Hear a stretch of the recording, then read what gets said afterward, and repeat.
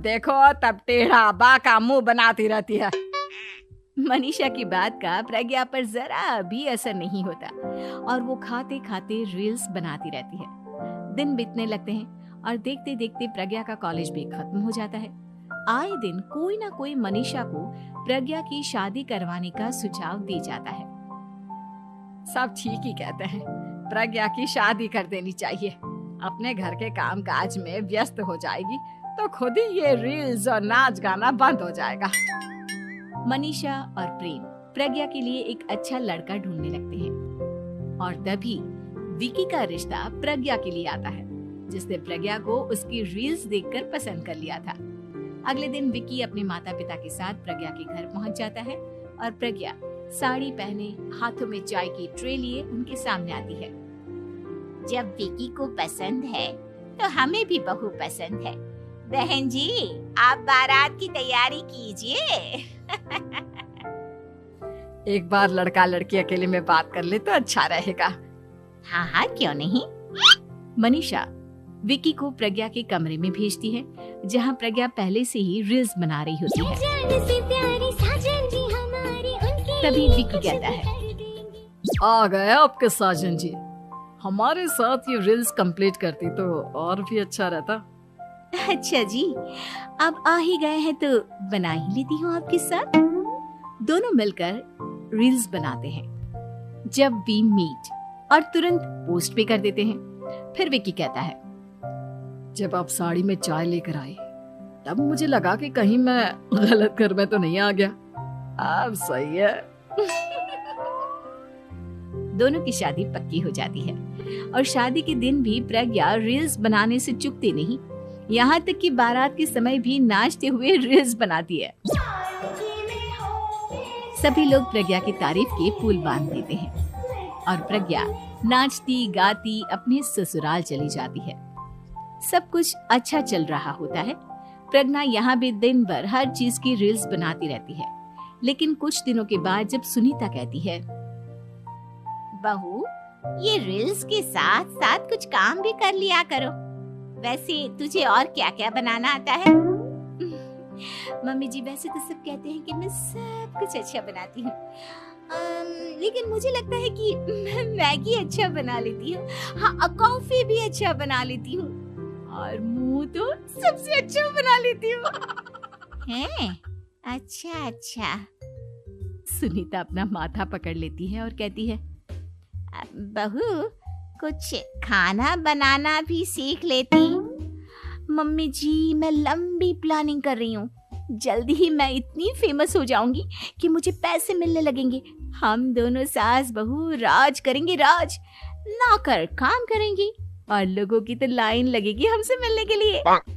तेरा दिमाग खराब हो गया है क्या बहू? हंसी मजाक तक ठीक है, लेकिन इस तरह घर नहीं चलते। जितना जल्दी हो इस घर के तौर तरीकों को सीख लो। प्रज्ञा मुंह घुमाकर चली जाती है और तुरंत उसी वक्त एक रील बनाती है। ये देख सुनीता का गुस्सा 7वें आसमान पर चला जाता है और विकी के घर आती ही सुनीता उसे सब कुछ बताती है। विकी भी अब प्रज्ञा की इन हरकतों से परेशान हो जाता है। तुम टेंशन मत लो मम्मा, मैं देख लूंगा। विकी कमरे में जाता है तो देखता है कि प्रज्ञा रील्स बना रही है। विकी बड़े ही प्यार से प्रज्ञा से कहता है, प्रज्ञा, इन सब के लिए मैं तुम्हें मना नहीं कर रहा हूँ, लेकिन फिर भी हर वक्त तो ये अच्छा नहीं लगता ना। समझने की कोशिश करो, मुझे भी तुम्हारा थोड़ा वक्त चाहिए। मैं जब ऑफिस से आता हूँ तो मुझे समय देने की जगह इसी में लगी रहती हूँ। तुम ज्यादा ही सोच रहे हो। तुम भी मेरे साथ रील्स बनाओ ना, तुम्हें भी बहुत अच्छा लगेगा। तुम्हें इज्जत से कोई बात समझ में नहीं आती क्या? दिमाग खराब हो गया है तुम्हारा इस चकाचौंध से। अगर तुमने अपना रवैया नहीं बदला तो मैं तुमसे दूर चला जाऊंगा। तुम ही रिश्ता लेकर आए थे, मुझे लड़कों की कमी नहीं थी और ना आज है। विकी दरवाजा पटककर चला जाता है। धीरे धीरे विकी प्रज्ञा से दूर होता जाता है। एक रोज मनीषा प्रज्ञा के ससुराल उससे मिलने जाती है। तब सुनीता उससे कहती है, बहन जी, अब आई हैं तो कुछ दिन यहाँ रहकर जाइएगा, आप ही का घर है। हाँ मम्मी, बहुत दिन हो गए तुम्हारे साथ एक भी रील नहीं बनाई मैंने। प्रज्ञा तुरंत अपने फोन में रील्स ऑन कर लेती है। मेरी माँ के बराबर ये सब मुझसे नहीं होता। तेरा ये भूत अभी तक नहीं उतरा क्या? बहन जी आप कुछ कहती नहीं क्या इसे? जब आप ही कुछ नहीं कर पाई तो मैं कर ही क्या सकती हूँ। सास तो वैसी ही बदनाम है। शाम को घर की लाइट चली जाती है और मनीषा प्रज्ञा से कहती है, मेरे घुटनों में बहुत दर्द हो रहा है, तू लाइट का कुछ इंतजाम करना बेटा। अच्छा कैंडल जला देती हूँ मम्मा।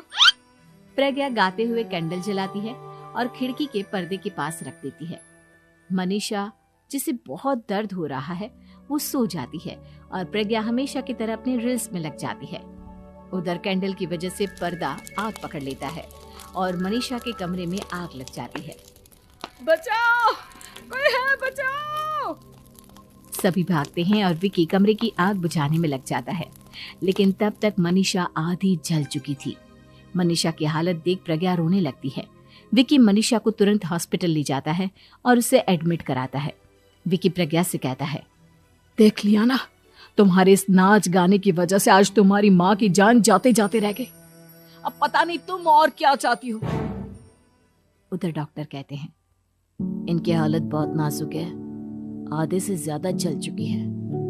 प्रज्ञा रोती हुई मंदिर में जाती है और भगवान के आगे जाकर कहती है, भगवान मेरी माँ को ठीक कर दो।